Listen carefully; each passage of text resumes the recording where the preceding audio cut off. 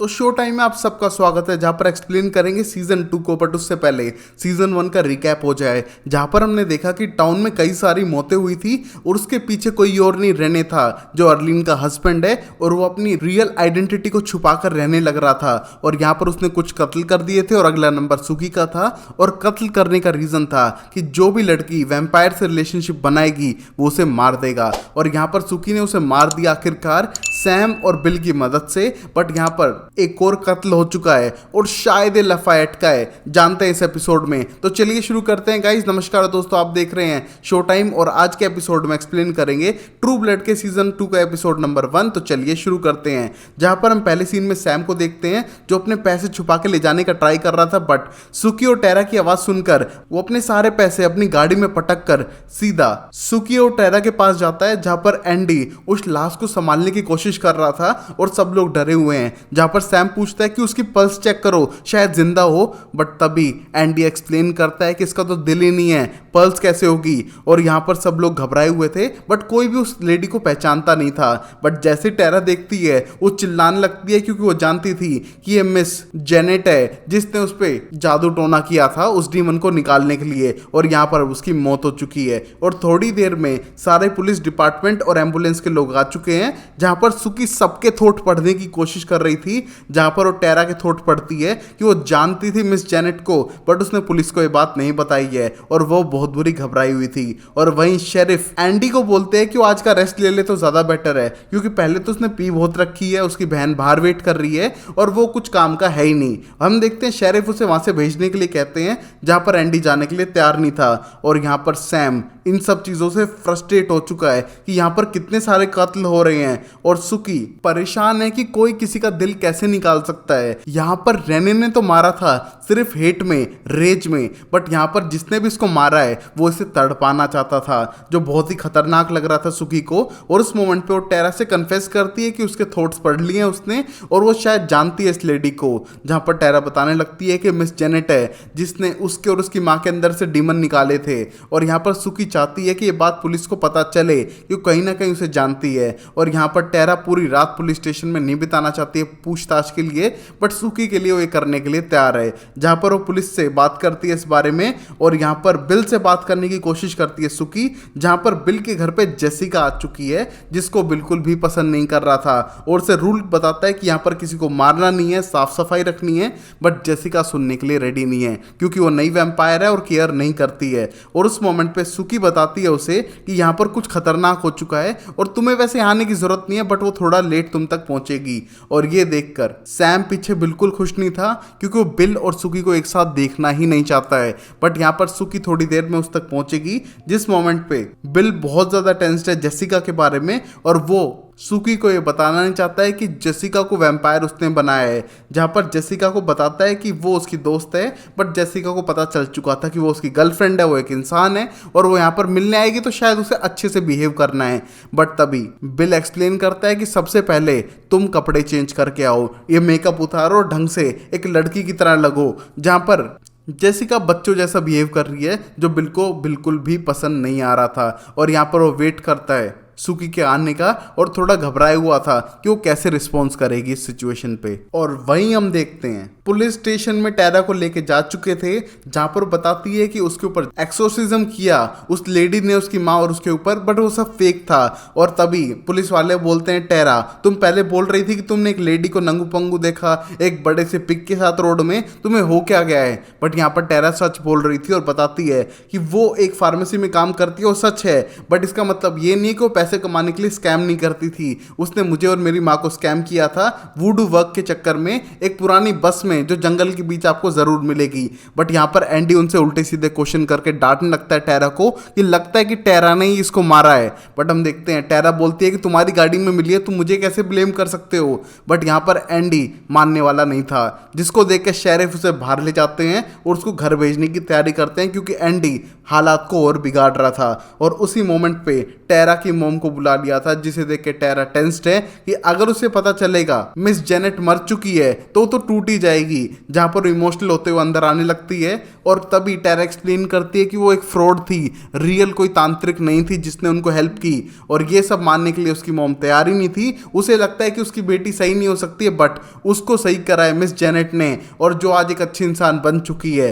But हम देखते हैं इस मोमेंट पे वो टेरा की ना सुनते हुए बहुत ज़्यादा इमोशनल होने लगती है और उसे लगता है कि शायद भगवान उनका टेस्ट ले रहा है मिस जेनेट को छीन कर। और यहाँ पर घर जाते टाइम टेरा फिर से एक्सप्लेन करने की कोशिश करती है, बट उसकी माँ सुनने वाली नहीं थी। और तभी मैरियन आ चुकी थी टेरा को लेने के लिए, और उस मोमेंट पे टेरा की मॉम से मिलती है और बताती है कि वो एक इंसान तो हो ही नहीं सकती है जो अपने ही बच्चे को अबेंडेंट कर दे। उसके अंदर एक एम्प्टीनेस है जो दूसरों को ब्लेम करने के लिए रेडी रहती है, कभी भगवान को कभी किसी इंसान को, और वो अपने ही बच्चे को छोड़ चुकी है तो उससे बुरा कोई नहीं है। जहां पर ये सुन के टेरा की मॉम हैरान हो जाती है, बट मैरियन रुकती नहीं है और बोलती है कि तुमने अपनी बेटी को अब्यूज किया, हेट किया और अब भगा दिया, फिर भी वो कहीं ना कहीं तुम्हारी केयर करती है, तुम उस केयर के लायक नहीं हो। और यहाँ पर लेके जाने लगती है टेरा को, और टेरा की मॉम एकदम हैरान थी ये सब सुनकर। और वहाँ इसी रात को जेसन को हम देख पाते हैं जो बुक पढ़ने लगता है फॉलोशिप ऑफ द सन वाले लोगों की,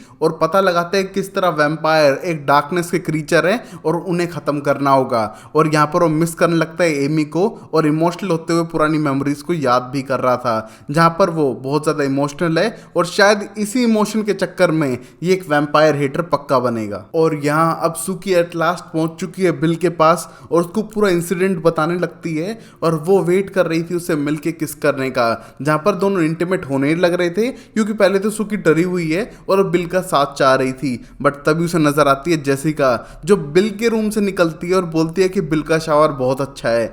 और ये देख के अब सुकी को आंसर चाहिए कि लड़की कौन है और यहाँ पर क्या कर रही है। और बिल धीरे धीरे एक्सप्लेन करता है, जहाँ पर सुकी डर चुकी थी कि ये 17 साल की है और उसे बिट करके वैम्पायर में कन्वर्ट कर दिया है बिल ने, ये बिल्कुल भी सही नहीं है। बट यहाँ पर जेसिका बोलते हैं ये कितनी इमोशनल ड्रामा कर रही है, जरूरी है कि इसके इतने इमोशन आने। और यहाँ पर सुकी बहुत ज्यादा टेंस थी कि ये बातें बिल ने क्यों नहीं बताई हैं और उसने ऐसा किया क्यों।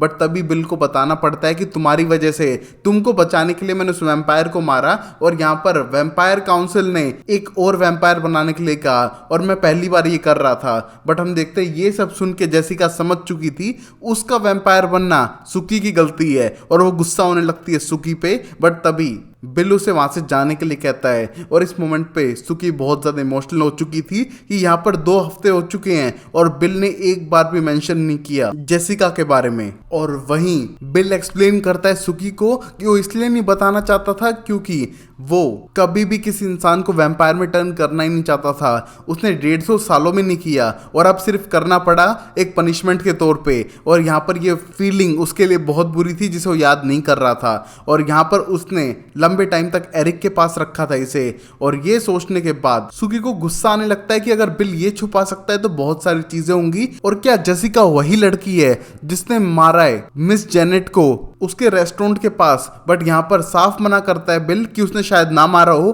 क्योंकि मेरे पास उसे एरिक और पैम लेकर आए थे और उससे पहले वो वहीं पर थी, तो वो किसी को नहीं मार सकती है शायद। बट यहाँ पर अब सुकी को उस पर बिल्कुल यकीन नहीं हो रहा है, पता नहीं इस लड़की ने किसी को मार भी दिया हो, और अब वो यहाँ से जाना पसंद करेगी और वो 1 मिनट नहीं रुकेगी बिल के साथ। बट हम देखते हैं बिल बहुत ज्यादा उसे रोकने की कोशिश कर रहा था क्योंकि वो उसके साथ टाइम बिताना चाहता है। बट सुकी बहुत ज्यादा गुस्से में थी और वहां से चली जाती है, क्योंकि उसे लगता है कि अगर बिल ये छुपा सकता है तो बहुत सारे सीक्रेट बिल के होंगे जो उसे नहीं पता है, और शायद बिल बताए भी ना। और यहाँ पर बिल अकेला बैठा डिप्रेस होने लगता है। और अब अगले दिन सैम सीधा जाता है मैरियन के घर पे, और वहां पर उसका गार्ड उसे रोकता है कि वो अभी सो रही होगी, और वो पता करके आता है। जिस मोमेंट पे सैम अंदर जाके बैठता है और याद करने लगता है कि वो कैसे पहली बार मैरियन के घर में कुत्ता बन के गया और वहाँ पर खाना खाने लगा, क्योंकि वहाँ पर बहुत ज़्यादा फूड था जैसे मैरियन के घर में हमेशा होता है। और यहाँ पर उसने चीज़ें चुराने के लिए एक बैग खोला और सारा सामान रख के ले जा ही रहा था, और उसी मोमेंट पे उसे वो स्टैचू नजर आता है जिसे उठाने के लिए वो जाता है, बट तभी मरियन बोलती है कि अगर ये स्टैचू टूटा तो शायद मुझे गुस्सा आ जाएगा और तुम बिना कपड़ों के मेरे घर में कर क्या रहे हो और तुम्हारी एज कितनी है। जहां पर सैम डर चुका था और बताता है कि वो 17 का है और उसे पता नहीं वो यहाँ कैसे आया है। और यहाँ पर मैरियन कहीं ना कहीं उसे पढ़ पा रही थी कि वो नॉर्मल नहीं है और वो शायद कुछ इंटरेस्टिंग है। और इस मोमेंट पे इन सब चीज़ों को याद करके वो डरने लगता है और सैम को पता चलता है कि मैरियन तो सो रही है और जब वो उठ जाए तो उसे बताना कि उसके लिए कुछ है उसके पास। और ये कहने के बाद सैम वहां से चला जाता है और कहीं ना कहीं ये घर आर्टिफैक्ट वाली चीज़ों से भरा हुआ था जो शायद मैरियन से बिलोंग करती हैं। और वहीं हम टीवी को देख पाते हैं जहां पर स्टीव न्यूलन जो फेलोशिप ऑफ द सन के लीडर थे वो बहस करने लग रहे हैं नैन फ्लैनेगन से जो वैम्पायर्स की लीडर है। जहां पर वो बहस कर रहे थे कि इंसान की जिंदगी कितनी मैटर करती है। और यहाँ पर इस बहस के बाद ये सारी रिकॉर्डिंग न्यूलन की वाइफ सुनने लग रही थी और बहुत ज़्यादा एक्साइटेड थी। जहां पर वो वैम्पायर्स को हेट करते हैं और यहाँ पर उसके फादर को भी किसी वैम्पायर ने मार दिया था, तो इसको लेके पूरा एजेंडा बनाया जा रहा था। जहाँ पर वो जाके मिलते हैं लोगों से और उन लोगों में से एक जेसन भी था जहाँ पर वो बहुत ज़्यादा एक्साइट है उससे मिलकर। और यहाँ पर ओरी डॉसन जो उनका एडवाइजर था वो बताता है कि किस तरह ये एक बहुत बुरी ट्रबल में फंस चुका था बट ये वहां से बाहर आ चुका है और अब इस पे कोई आरोप नहीं है और ये सबसे ज़्यादा एक्साइटेड है इस प्रोजेक्ट में आने के लिए। और ये देख के स्टीव न्यूलन बहुत ज़्यादा खुश है उसके वाइफ के साथ साथ, बट उसे $1200 की फीस देनी पड़ेगी इस कोर्स में आने के लिए, जिसको देख के जेसन थोड़ा नाराज होने लगता है क्योंकि उसके पास इतने पैसे नहीं है। बट तभी मिस न्यूलन एक्सप्लेन करती हैं कि भगवान तुम्हें शायद रास्ता दिखा दे और शायद वो पैसे भी दे दे। और ये देख के खुश होने लगता है कि शायद कोई तो तरीका होगा जिससे कि वो इस कोर्स को ज्वाइन कर सके और फेलोशिप ऑफ द सन को ज्वाइन करके इन वैम्पायर के खिलाफ खड़ा हो सके। और यहाँ पर जेसन इन सबको ज्वाइन कर रहा था और यहाँ पर कहीं ना कहीं ये लोग मैनिपुलेट कर रहे हैं पैसे कमाने के लिए और वैम्पायर से हिट करने के लिए, जहाँ पर जेसन फंस चुका था। और यहाँ हम सूगी को देखते हैं जो अपनी ग्रैंड माँ का सामान पैक तो करना चाहती है बट उसे इतना मिस कर रही थी कि वो पैक कर ही नहीं पा रही है और उसके हाथ पे कट भी लग चुका है। बट तभी पता चलता है कि उसके ग्रेट अंकल बार्लेट की मौत हो चुकी है और कुछ टाइम पहले उन्हें पता चला है, जिसे सुन के वो एकदम हैरान हो चुकी थी कि वो कैसे मर सकते हैं। बट उन्हें पता चला है कि उनके घर के पास से ही एक छोटी सी रिवर बहती है और वो उसमें गिर के मर चुके हैं। उन्हें कोई हेट करने वाला नहीं था, तो हमको ये नहीं लगता है किसी ने मारा है, बल्कि वो अपनी व्हील चेयर से शायद गिर गए होंगे और यहाँ पर उनकी मौत हो चुकी है। बट उस मोमेंट पे सुकी एकदम डरने लगती है कि उनका कोई ब्लड ड्रेन की रिपोर्ट या फिर ऐसा कुछ आया हो जिस तरह की किसी वैम्पायर ने मारा हो। बट वो बताते हैं कि बॉडी के अंदर कुछ ज़्यादा बचा ही नहीं है, फिशेज ने लगभग उसे खा लिया है, बट लगता नहीं है कि वैम्पायर ने इसे मारा है। और ये सब सोचते हुए सुकी थोड़ी टेंस्ड हो रही थी क्योंकि ये वही अंकल थे जिनसे वो नफरत किया करती थी। और यहाँ पर उन अंकल ने सिर्फ सुकी के नाम पे $11,000 रखे थे, जो कुछ ज़्यादा नहीं थे बट उनकी सारी चीज़ें थी उसमें। और ये सुनने के बाद सुकी उसको एक्सेप्ट करने के लिए तैयार नहीं थी। बट यहाँ पर ये ऑफिसर उसको वो चेक पकड़ा के जाने लगता है क्योंकि उसका काम था सिर्फ चेक पकड़ाना और सुकी तक ये न्यूज़ पहुंचाना। जहाँ पर वो थोड़ी सैड नज़र आ रही थी बट वो चेक अपने पास रखना ही नहीं चाहती है क्योंकि उस चेक से उसके ग्रेट अंकल बैरलेट की मेमोरीज जुड़ेंगी जो बिल्कुल चाहती नहीं थी। और वहीं हम देखते हैं सुकी की फ्रेंड टेरा को जो अपना एंजॉय कर रही है एग्स के साथ में, जहाँ पर उन्हें ज्वाइन करने लगती है मैरियन, जहाँ पर वो ग्रीक गॉड्स के बारे में बताती है जिसका नाम पैन था और उसकी ह्यूमन पार्टनर के बारे में। और बताती है कि जो गॉड्स थे वो इतने भी डिवाइन नहीं थे और कुछ लोगों का उनसे अच्छा कनेक्शन हो गया था। जहाँ पर टेरा अपनी मॉम के बारे में फिर से बात करने लगती है जो मैरियन को पसंद नहीं आई थी और एक्सप्लेन करती है कि कभी अपने बारे में भी सोचो, हमेशा अपनी माँ के बारे में मत सोचो। और ये कहने के बाद और फ्रूट्स लाने के लिए अंदर जाती है, जिस मोमेंट पे एक्स को लगता है कि यहाँ पर उसके पास इतने सारे ट्रॉपिकल फ्रूट कैसे हैं। और तभी टेरा इन बातों में बिल्कुल इंटरेस्ट नहीं थी बल्कि वो इंटीमेट होना चाहती थी एक्स के साथ में। बट उसी मोमेंट पे सर्वेंट आके उन्हें टॉवल देके जाता है और वो किस नहीं कर पाते हैं। और ये सारी चीजें अंदर बैठी मैरियन देखने लग रही थी और ये सब देख के स्माइल करते हुए जाती है मैरियन, बट अपने सर्वेंट को थप्पड़ मारती है और बोलती है कि तुम्हें टॉवल देने की जरूरत नहीं थी। जिससे पता चलता है कि कहीं ना कहीं वो एक्स और टेरा के बीच में इंटीमेसी क्रिएट करना चाहती थी और यही उसका प्लान था। शायद वो टेरा का अच्छा सोचती है या फिर उसके कोई सीक्रेटिव प्लान है इसके अंदर। और अब यही हम जेसन को देख पाते हैं जो अपने दोस्त होयट को बताने लगता है फेलोशिप ऑफ द सन के बारे में और वो कैसे ज्वाइन करने वाला है। बट यहाँ पर होएट उन्हें बिल्कुल पसंद नहीं करता है क्योंकि वो वैम्पायर हेटर्स हैं। बट जेसन बोलता है कि वो उससे कुछ ज़्यादा हैं, मैं उन लोगों से मिला और मुझे वो ज्वाइन करना है, मुझे एक एनर्जी मिली। बट यहाँ पर हम देखते हैं होएट बिल्कुल भी इंप्रेस नहीं था इस चीज़ से, और उस मोमेंट पे सुकी वो चेक लेकर आती है और सीधा थमा देती है जेसन को। और हम देखते हैं जेसन को लगता है कि वो चेक उसे मिलना चाहिए था और वो काम करता था अपने ग्रेट अंकल बैरेट के घर पे।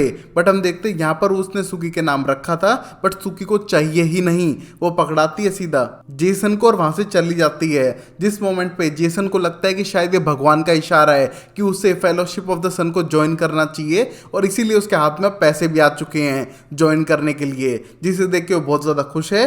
बट हम देखते हैं होएट इस चीज से बिल्कुल भी एक्साइटेड नहीं था। और यहाँ फिर हम सैम को देख पाते हैं जिसे फिर से वही नाइटमेयर आने लग रहे हैं, जहां पर वो मरियान के साथ इंटीमेट हो रहा था। और मरियान बोलती है कि अगर तुम यहाँ पर रुकोगे तो तुम्हें एक बेटर लाइफ दे सकती है। बट हम देखते हैं बीच में मरियान शेक करने लगती है और वाइब्रेट करते हुए उसे देखकर डर जाता है सैम और भागने की ट्राई करता है, जहां पर मरियान उसे भागने नहीं देगी और बताती है कि तुम अकेले ऐसे क्रीचर नहीं हो जो शेप शिफ्ट कर सकते हो या फिर अलग हो। और हम देखते हैं ये देख के डर चुका था सैम जो सिर्फ 17 साल का है, और यहाँ पर मरियान उसे कहीं ना कहीं कंट्रोल कर रही थी। और इन नाइटमेयर्स को देखते हुए उसकी आंख खुलती है, जहां पर आ चुकी थी अर्लीन एक नई लड़की को लेकर जो शायद वेटर्स बन सकती है। और यहाँ पर अर्लीन बहुत ज़्यादा टेंस्ड है क्योंकि उसके नाखून तक टूट चुके हैं। उसके पास इतना ज़्यादा काम है कि उसे एक नई वेटरेस चाहिए रेस्टोरेंट के अंदर, जिसका नाम डेफनी था। हम देखते हैं यहाँ पर उसे हायर कर लेता है सैम, और इस मोमेंट पे सैम उन नाइटमेयर से बाहर आ ही नहीं पा रहा था। और अब वही हम देखते हैं रेस्टोरेंट के अंदर एंडी सब लोगों से उस कत्ल के बारे में पूछने लग रहा था जहां पर किसी को कुछ भी नहीं पता था। और उसी मोमेंट पे जेसन के पास एक लड़की हिट करने का ट्राई कर रही थी, बट यहाँ पर जेसन को कोई इंटरेस्ट नहीं है, वो बदल चुका है, ना वो अब शराब पीता है ना लड़कियों में इंटरेस्टेड है। इस मोमेंट पे वो सिर्फ अपनी लाइफ को बेटर बनाने की कोशिश कर रहा है, और ये देख के सब लोग हैरान है, स्पेशली उसका बेस्ट फ्रेंड। और उस मोमेंट पे जेसन बात करता है कि किस तरह वो फेलोशिप ऑफ द सन को ज्वाइन करने वाला है और वो प्योर रहना चाहता है। और उस मोमेंट पे रेस्टोरेंट में लोग बात कर रहे थे रेने के बारे में, किस तरह वो कातिल था और उसको शायद वैम्पायर में कन्वर्ट कर दिया हो। बट इन सारी बातों को सुन के अर्लीन को बहुत ज्यादा इमोशनल ब्रेकडाउन देखने को मिलता है, जिसको देख के टेरी को बिल्कुल भी अच्छा नहीं लगता है और उन सारे गेस्ट को जो फालतू बातें कर रहे थे उन्हें भगा देता है, जिसको देख के अर्लीन बहुत ज्यादा खुश हो जाती है और गले लग जाती है टेरी के। बट टेरी को ये सब अजीब लग रहा था, जहां पर हम देखते हैं टेरी अर्लीन के इमोशंस की केयर कर रहा था। और तभी सुकी अपने भाई से मिलती है, जहां पर वो खुश थी कि वो ड्रिंक नहीं कर रहा है और लड़कियों के साथ नहीं है और लाइफ में बेटर कर रहा है। बट यहाँ पर वो परमिशन लेने के लिए आया था कि वो एक हफ्ते के लिए एक चर्च में जाने वाला है। बट हम देखते हैं यहाँ पर वो अपनी बहन को बताता नहीं है कि कौन सी चर्च है और वो क्या करती क्या है, वैम्पायर हेटर है क्या है, इसके बारे में वो कुछ भी नहीं बताता है और बोलता है कि कुछ टाइम बाद वापस आ जाएगा और प्लीज उसे जाने दे। जहां पर हम देखते हैं सुकी उसे जाने देती है और शेयर करती है अपनी मेमोरीज कि किस तरह वो ग्रैनी के कमरे को साफ नहीं कर पाई है और उसका मन नहीं है कुछ भी सामान पैक करके रखने के लिए। जिस मोमेंट पे दोनों भाई बहन इमोशनल थे, बट यहाँ पर एंडी जेसन से कुछ क्वेश्चन पूछना चाहता है, जिसे देख के वहां से जाने लगती है सुकी और उस मोमेंट पे मिलती है टेरा से, जहां पर टेरा बहुत ज्यादा फ्रस्ट्रेटेड है क्योंकि काम ज्यादा है और यहाँ पर शेरिफ आ चुका है एक कॉम्पिटिशन जीत के, जहां पर सब लोग इंजॉय कर रहे थे, चेयर कर रहे थे। और यहाँ पर सुकी ये सब देख के वापस बिल के पास जाना चाहती थी। हम देखते हैं यहाँ पर वो सैम से जाके मिलती है और तभी सैम बोलता है कि मुझे कोई फर्क नहीं पड़ता है कि तुम बिल के पास जाओ या किसी और के पास, बस आज अगर तुम 3-4 घंटे लेट जा रही हो तो कल 3-4 घंटे पहले आ जाना और मुझे तुम्हारी पर्सनल लाइफ से कोई लेना देना नहीं है। और ये सुन के सुकी को अजीब लगता है क्योंकि सैम आज कुछ ज़्यादा ही फ्रस्ट्रेटेड नजर आ रहा है, जहाँ पर सैम वापस जाकर बैठता है और फिर से हलुसिनेट करने लगता है और पुरानी बातों को याद करता है कि किस तरह वो मैरियान से डर चुका था इंटीमेट होने के बाद, और वहाँ पर उसका सामान चुराता है, कुछ कपड़े पहनता है और यहाँ पर वहाँ से भागने की तैयारी करता है। बट तभी एक ड्रॉर में उसे नजर आते हैं बहुत सारे पैसे और उन सारे पैसों को चुरा लेता है। हमें पता चलता है कि मैरियान के बहुत बड़े अमाउंट को चुराने के बाद ही सैम आज इतना अमीर और इतने बड़े रेस्टोरेंट का मालिक बन पाया है। और यहाँ पर मैरियान उससे मिलने के लिए आ चुकी है, जिसे देख के सैम डर चुका है और बोलता है कि जो भी उसने किया वो उसके लिए सॉरी है और जितने भी पैसे हैं वो उसको लुटा रहा है। बट यहाँ पर मैरियान को पैसे नहीं चाहिए थे और क्या वो पैसों के लिए इतनी दूर आएगी, तो तभी सैम को लगता है कि शायद ये मेरे प्यार में पागल है, इस वजह से आ चुकी है। बट वो बोलती है कि उसके पास फालतू टाइम नहीं है सैम वैम से प्यार करने के लिए, बल्कि वो किसी और रीजन से आई है। जहां पर सैम बाहर जाके देख पाता है कि मिरियन के साथ एक्स भी आया था जो अभी टेरा के साथ इंटीमेट हो रहा है, जिसे देख के कहीं ना कहीं सैम को समझ आ रहा है कि वो टेरा को अपना टारगेट बना रही है जो एक्स के प्यार में पड़ चुकी थी। और शेरिफ एंजॉय कर रहा था अपनी विक्ट्री को, बट तभी वो देखता है एंडी को जो सबको तंग कर रहा था, तो उसे डांटते हुए बोलता है कि अब तुम्हें इस ड्यूटी की कोई जरूरत नहीं है और इस केस पे तुम काम नहीं कर रहे हो, और उसको वहां से भगा देता है। और ये देख के एंडी को गुस्सा तो बहुत आ रहा है, बट वो कुछ कर नहीं रहा है और कहीं ना कहीं कर भी क्या रहा था, लोगों को डिस्टर्ब कर रहा था डिनर टाइम पे। और यहाँ पर शेरिफ बहुत ही पीसफुल दिमाग का बंदा है भाई, ये बंदा बिल्कुल काम रहता है सारी सिचुएशन में, और यहाँ पर उसने इसीलिए एंडी को भगा दिया था।